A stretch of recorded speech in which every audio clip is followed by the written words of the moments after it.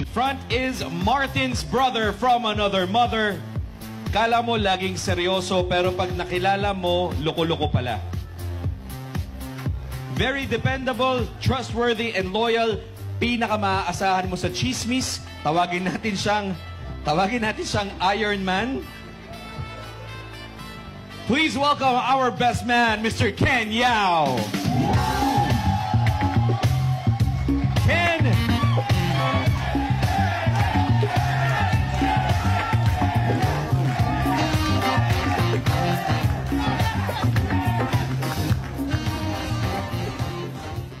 Hello.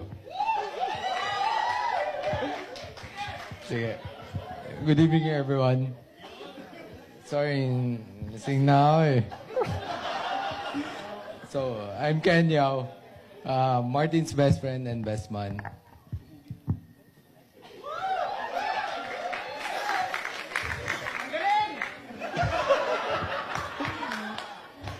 Tangina, English kasi. So, si Martin, kahit sa anong bagay, maasahan mo yan. Sobrang mapagkakatiwalaan sa kahit anong bagay.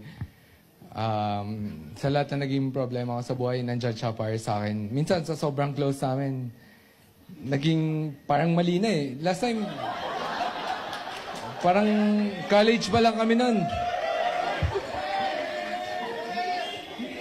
College pala kami, nanood kami ng movie na Tagalog, na romantic movie. Kaming dalawa lang. Love story, kaming dalawa lang. Pinagtitinginan kami ng ibang tao. Parang bakla ba ako?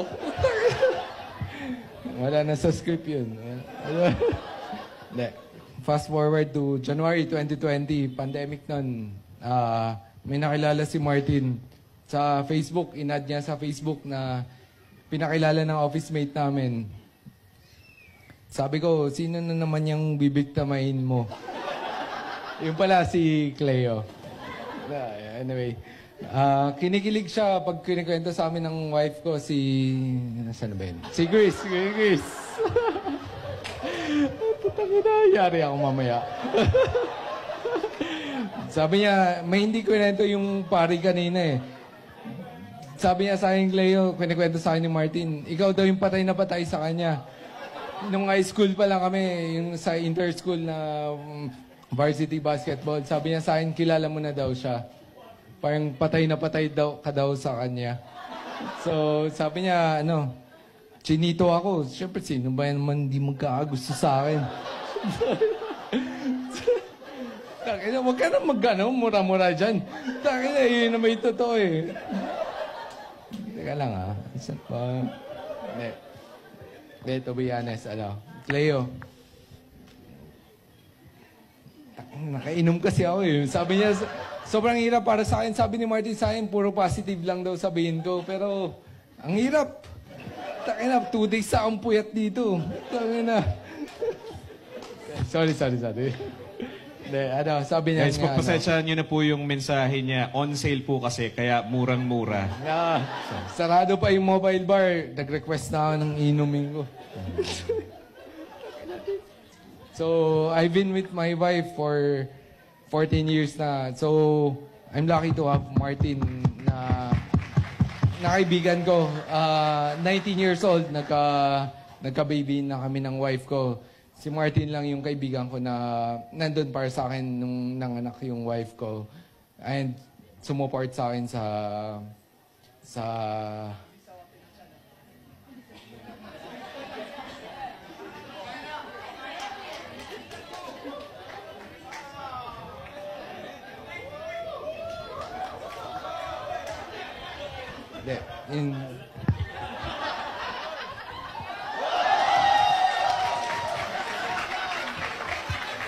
si Martin lang talaga yung sumuport sa akin ng sorry. Yung time na, syempre, bata, tapos nagka-baby na maaga. Alam ng wife ko, si Chris, na si Martin, kung may nakapanood man ng rewind dito, alam ko love story yun, pero kay Martin, kahit hindi kami magjowa, kung mauulit man, kunyari, my next life ako, gusto kong makilala pa rin si Martin.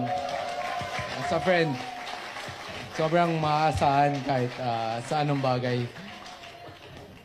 Sorry guys, sobrang hirap to para sa akin na kanina pa ako umiinom.